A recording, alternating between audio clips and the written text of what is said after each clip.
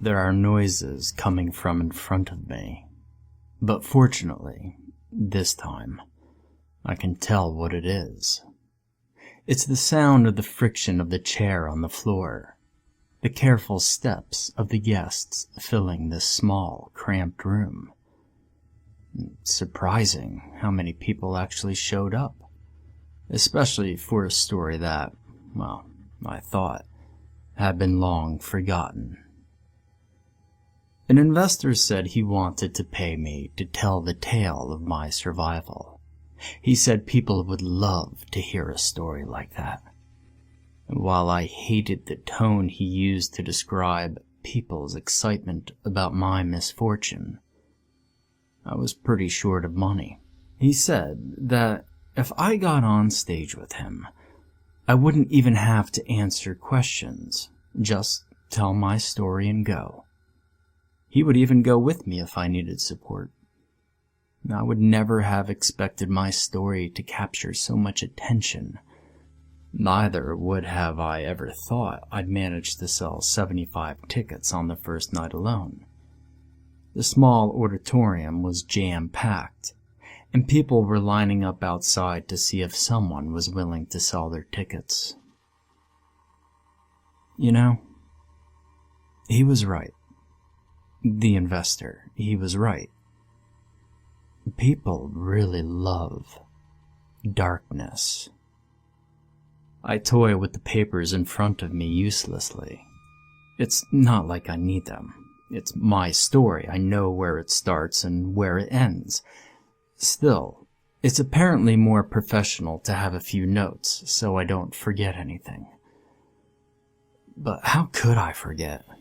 Honestly, I've been trying for 15 years, and I still can't bring myself to forget.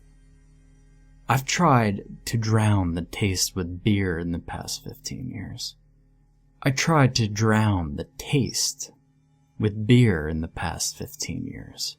I tried to burn out my nose with cigarettes to forget the stench of the farmhouse. Tried to break my ears to forget the noises. All to no avail. Even if I managed to become half-deaf and drunk, I still feel everything like it happened yesterday. I will never forget. Good evening, everyone. My voice is dry, raunchy, and irritated, which is to be expected from a heavy smoker like me. I was told I couldn't really smoke in the auditorium, and it's a shame because I would have already smoked half my pack already. I've never been really good at dealing with stress. I wasn't any good before the farmhouse, but it became far worse after. I've become quite good at avoiding people and situations that involve interacting with other human beings, though. After all, I do not like the dark. Can never understand a species that leans on it so much to feel better about themselves. My eyes scan the crowd, and all I can see are various faces with interested little eyes, illuminated by the sole desire of hearing about my darkness. Their eyes are shining bright like little stars hooked on a dark sky. And again, I wonder how people could be so intrigued to hear about the atrocities I've had to endure. My hands start to shake, and I realize that I haven't said a word since I wished them good evening, a good 2 minutes ago. The tension is thick in the air, and my head is spinning. I'm not ready. I'm not okay. This isn't all right. My investor drops a hand on my shoulder and leans to the mic, asking the audience if I can smoke, as it's the fastest way to calm me down. There are a few people in the front row that gestures encouragingly, and without even looking at my savior's face, I reach into my pocket and lit up a cigarette. And it's good. The first inhale reaches into my lungs fast, and I feel the smoke roll off my tongue as I exhale. My hand stopped shaking, and I grounded myself. I'm okay. This isn't the farmhouse, and these people are not here to torture me. Or are they? And speaking frankly, listening to my story and forcing me to tell it again is a form of torture in itself. I clear my throat and start again, my gaze scanning the crowd once more. And a sigh escapes me with another exhale of smoke, and I grip the podium in front of me. My investor insisted I wear a suit for the occasion, but he could only convince me with the dress shirt, the tie, and the pants. I sweat too much to wear a vest. A side effect of drinking so much, I guess. And I'm almost too sober right now, and I wish I had my flask with me. My name is Jordan Wells. 15 years ago, I was sequestered in what is known today as the Red River Lands, of its old name, River Rock Meadow. As I say these words, I feel my tongue dry up instantly. I would ask for some water, but then again, liquids that aren't alcohol don't do too well with me anymore. 15 years ago. My voice trails as I stare at the paper. It doesn't even sound natural. It feels like I'm doing some classroom test. I stare back at my investor and look down at my papers. I can spend an hour reading those, or I could just tell my story, as I know it. And I decide to stop looking at the papers. Alright, 15 years ago, I was a 23-year-old boy with a dream. I wanted to have as many women in my bed as I could because, that's how 23-year-olds are. I joined an internet chat room called Freak Mature or Mature Freak or something like that. I'm not even sure which it was. I was on so many different websites, you see, and I wasn't the commitment type. And though I could have easily had any girl my age that I wanted, I always had a certain affection for the cougar type. A woman that had children, woman with ample curves, soft skin, and stretch marks. Real women. Well, anyway, this passion of mine brought me to connect with a rather lovely old woman named Karen.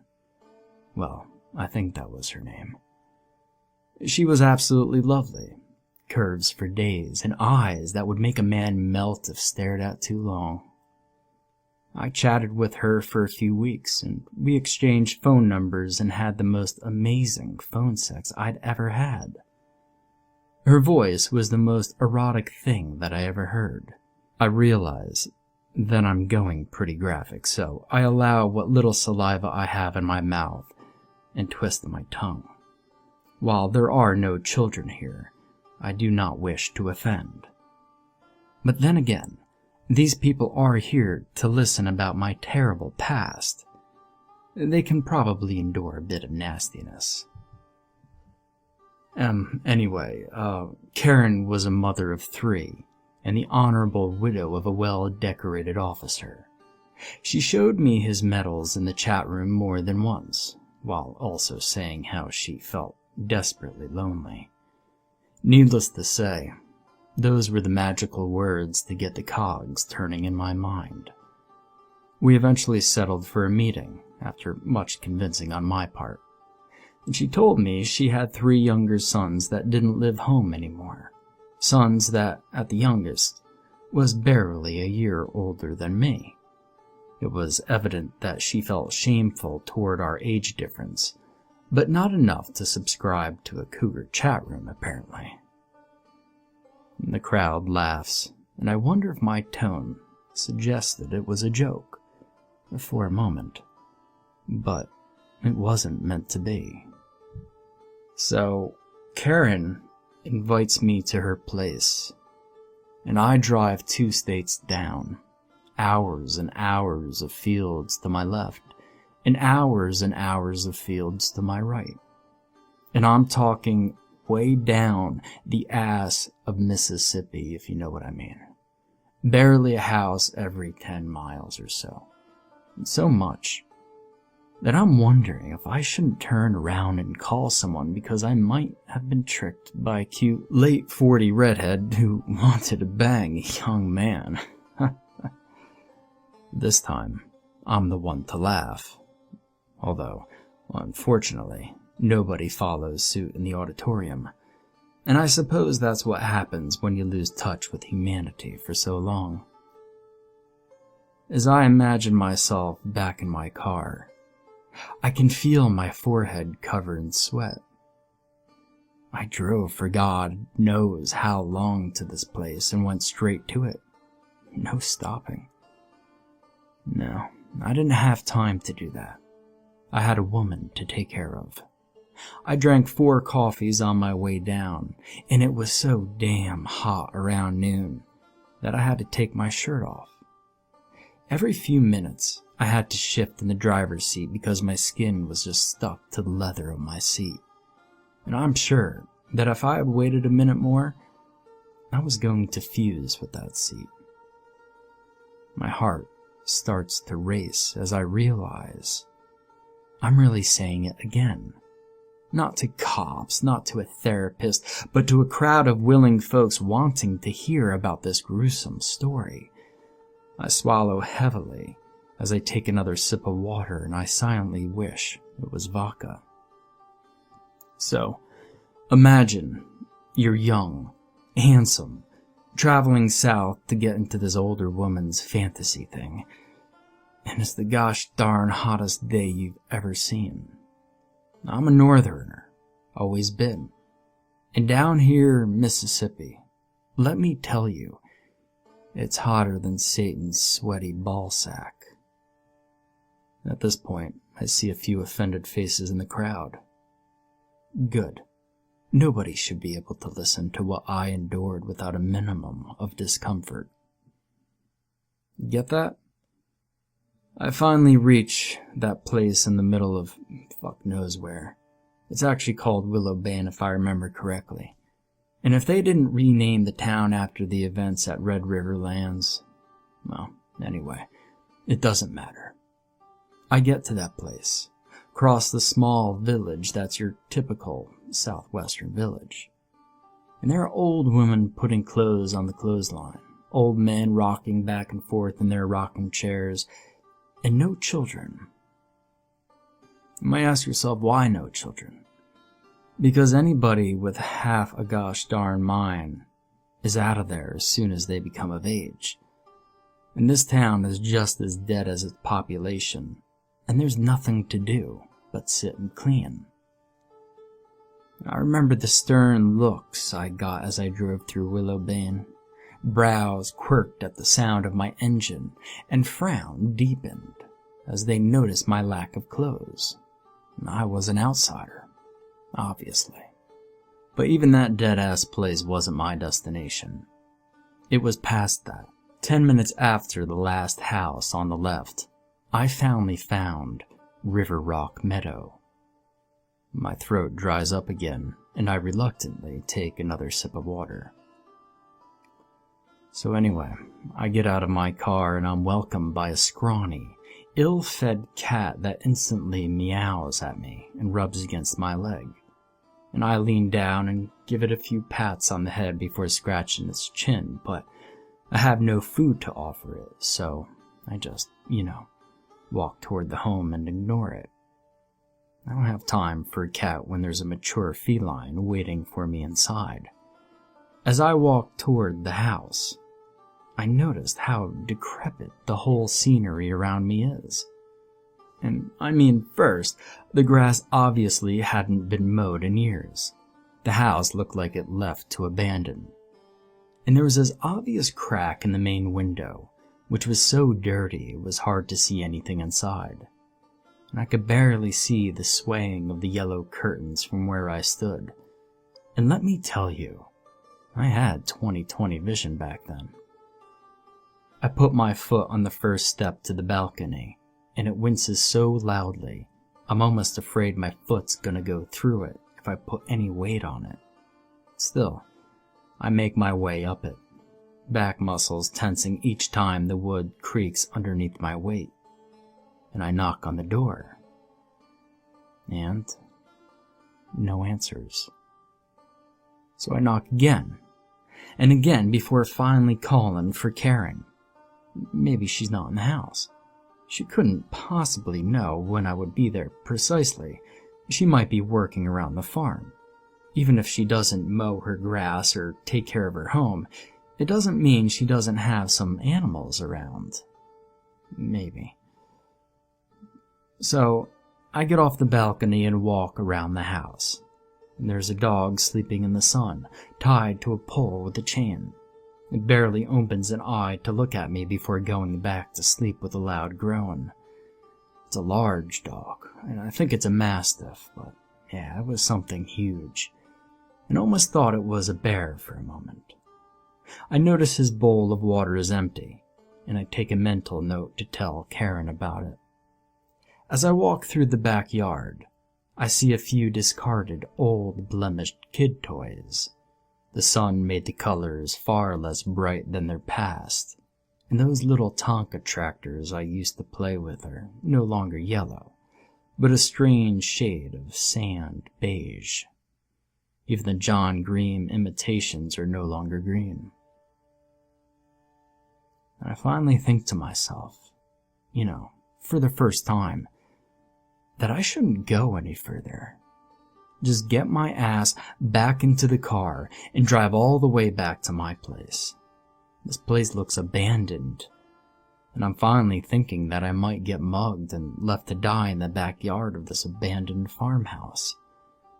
Left to the vultures to pick on my corpse on a hot sunny day, or worse, dismembered and fed bits by bits to pigs. I read that somewhere. That if you really wanted to get rid of a body, you should just feed it to the pigs. Well, I ain't no cattle food, let me tell you. As I'm about to turn around and go back the way I came from, Sandra comes out of the tool shed wearing very short jean shorts and a flannel shirt she tied under her breasts. Even the cowboy hat adds to her outfit in such a good way that I'm sure I'm facing some kind of Midwestern goddess. Well, she smiles at me, and I lose my composure. My jaw goes slack, and in my 23-year-old mind, I'm about to fuck the nicest looking woman I've ever met. And she says, hey, and I say, hey back. I take a step forward, and the last thing I see is Karen's smile. I stop talking to the crowd for a moment. My hands are shaking. I light another cigarette and take a deep drag. When I wake up, it reeks of piss and shit, but nothing human, let me tell you. My chains are heavy, and there's a deep, throbbing pain in my head. I'm dizzy, hot, thirsty, and this place smells like cattle. I'd never gone on a farm before, but even I knew what cattle smelled like. I struggled briefly, but each time the chain rattles. A terrible jolt of pain reminds me that I've been hit rather strongly behind the head, and that I probably had a concussion. I call for Karen's name, but nobody replies. And I also realize that everything is dark around me. I can't see anything. My eyes have been blindfolded, and my heart hammers in my chest. And I think, that's it. That's how I'm going to die. And then I think that's the last thing my parents will know about me, is that I died going south to fuck a woman that was more than twice my age. I call for Karen again, and I sound a lot more desperate. And it's at this moment that they enter. 3 of them, if I recall correctly. And I guess quickly that they're Karen's sons, and they're unhappy about the idea that someone their age would be with their mother. I hear a laugh, and then I beg. I didn't want to die there, so I honest to God begged them, then and there, right before anything had happened. Told them I'd give them everything, including my precious car if they'd just let me go. And that's when I felt it. They shoved something slimy, and wet, and moving into my mouth to shut me up. And for the first time, I'm glad that my eyes are blindfolded because this living, squirming thing is pushing into the back of my throat. I feel my burger go back up before being blocked by the living creature in my mouth. I think I screamed when I felt them pull it out. Everything that was going up found its way out, and I threw up all over myself before they shoved that snake in my mouth, and I simply prayed it wasn't a venomous one. And I can only assume it's a snake from the texture and the way it slithered in there. And I taste blood, and I wonder if I've been bitten. I feel no pain, only intense discomfort at having my throat tampered with by a reptile. They take my blindfold off at the same time they pull the snake out of my mouth, and I realized in horror that it wasn't a snake they had shoved in my mouth. It was a lizard with its legs cut off, and the blood I was tasting was that of the wounded animal. I retch again, and much to my dismay, I realized my stomach wasn't empty from the first time. I go into shock, and that's only the first day. On the second day, they brought me brown liquid in the dog's bowl and told me to drink it. When I asked what it was, they told me it was water, just not purified. And you cannot believe what a thirsty man would be willing to drink. But before that, I cried and begged again, asked them why they were doing this. Two of them laughed, and another one leaned towards my ear, brought the bowl close to my lips, and gently tipped it. And he told me, "Come on, boy, you can do it." And I cried as I swallowed it. It took a while till I realized that they were making me drink insects. They mixed them with the water and shoved them in a blender. And that mixture was what I had to drink.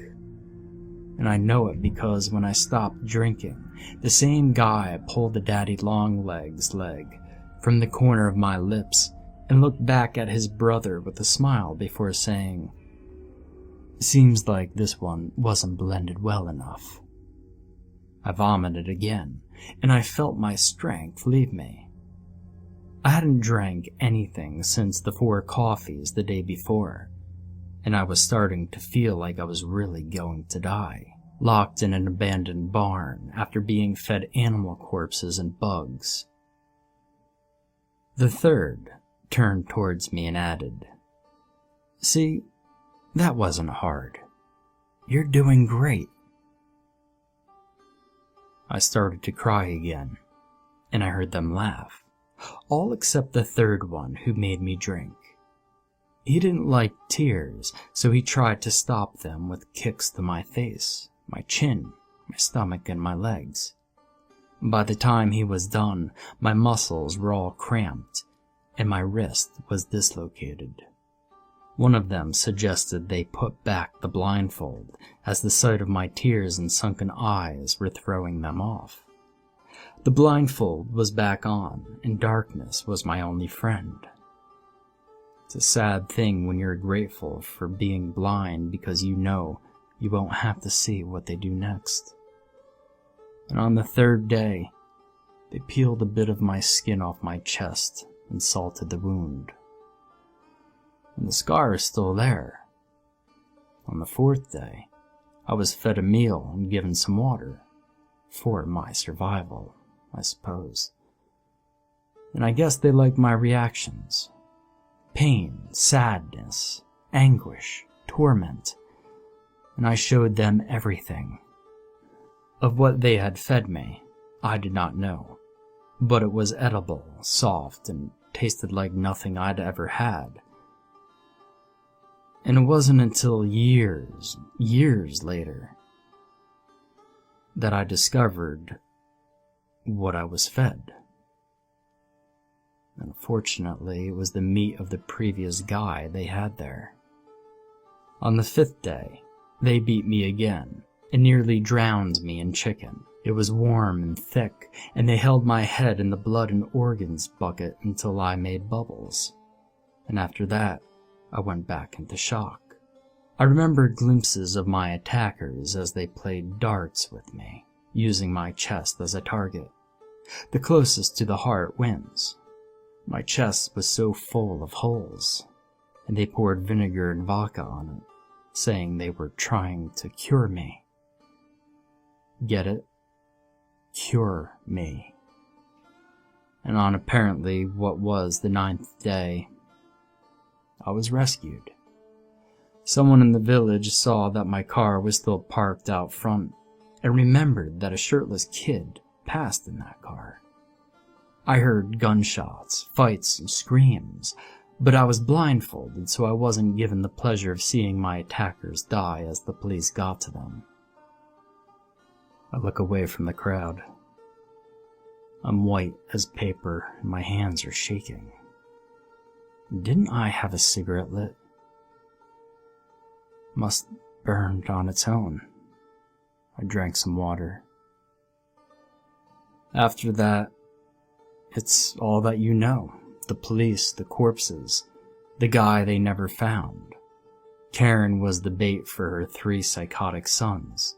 They worked together so they'd have people to kill, and I was the lucky one. The word lucky tastes acrid in the back of my throat. Tastes like lizard blood. I need 5 minutes. I want to leave the stage now. I'll come back for questions in 15 minutes, but for now, I just need to go splash some water on my face. When I turn around, I realize my investor isn't there. I make my way to the bathroom and splash some water on my face before looking at how old I got in the mirror. And I too look decrepit. A little like that abandoned farmhouse. I really let myself go. Behind me, one of the doors open, and my investor looks at me with a pleased smile. He asks how I'm feeling, and I look between him and the pale reflection of the man I am in the mirror. I do not look too good. He gives me a pat on the shoulder. You see, that wasn't so hard. You're doing great.